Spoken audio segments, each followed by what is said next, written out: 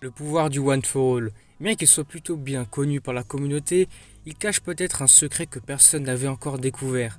Un secret sans doute intrigant, mystérieux et qui n'a à ma connaissance été évoqué par encore personne.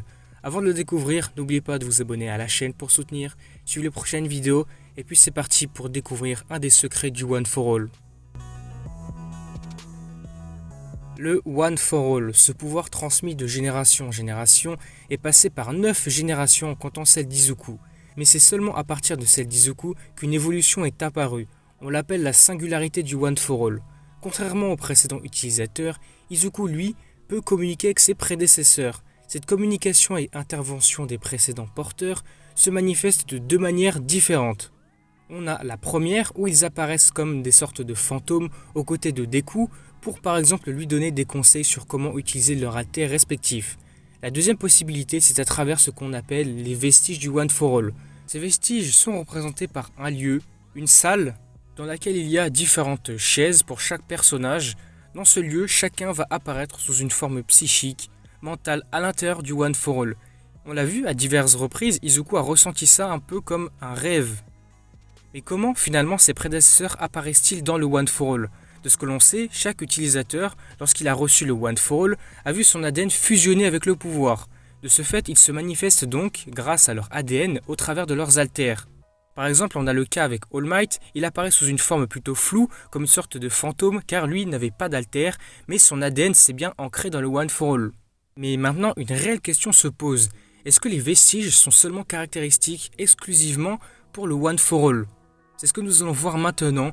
Alors sans trop spoiler, on a pu le voir au travers d'All for One, les alters qu'il a volés se sont manifestés comme pour le One for All.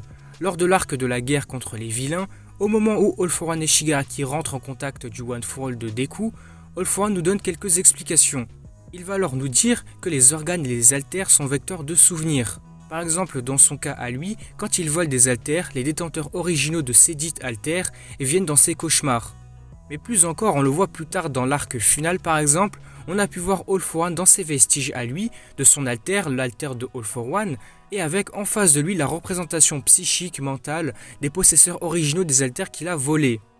Ici on le comprend bien, ce n'est donc pas seulement réservé au One for All et au All for One qui ont donc cette particularité, c'est bien tous les alters qui sont vecteurs d'ADN et donc par conséquent de la matérialisation de ces personnes. En bref, chaque individu et chaque alter est représenté par un vestige. Voilà, nous avons passé la première grosse partie de la vidéo côté explication.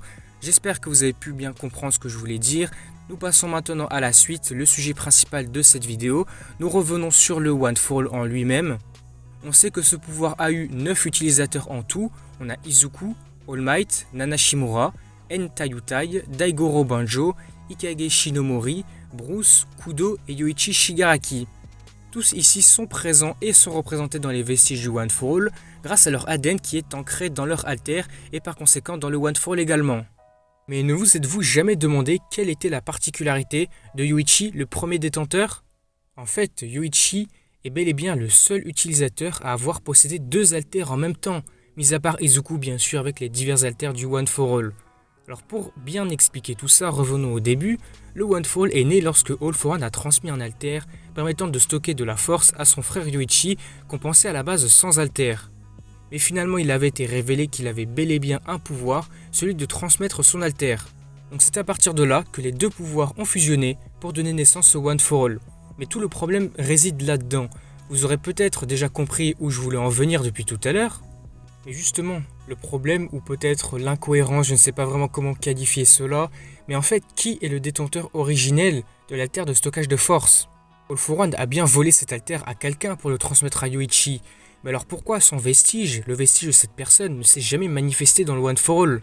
On a bien le vestige de chacun des utilisateurs, mais pourquoi lui seul n'a jamais existé, il n'a jamais été représenté ? Alors ici, j'aurais peut-être une réponse à apporter, mais cela reste tout de même intriguant, mystérieux, mais quelle est cette personne ?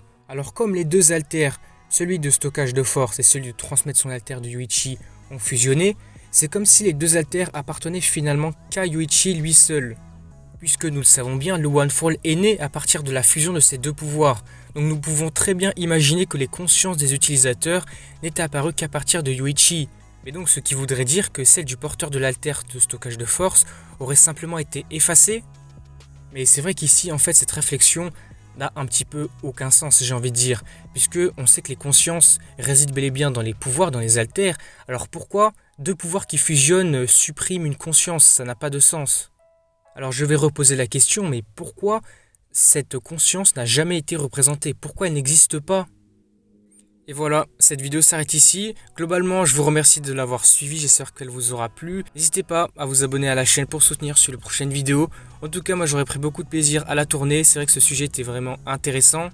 Alors c'est vrai, je vais me répéter ici, mais je ne sais pas vraiment comment qualifier cette chose, ce sujet. Est-ce que c'est une incohérence? Est-ce que c'est simplement une théorie, un secret, un mystère du One for All? En tout cas, n'hésitez pas à me faire part de vos avis, de vos théories, votre point de vue concernant ceci dans les commentaires.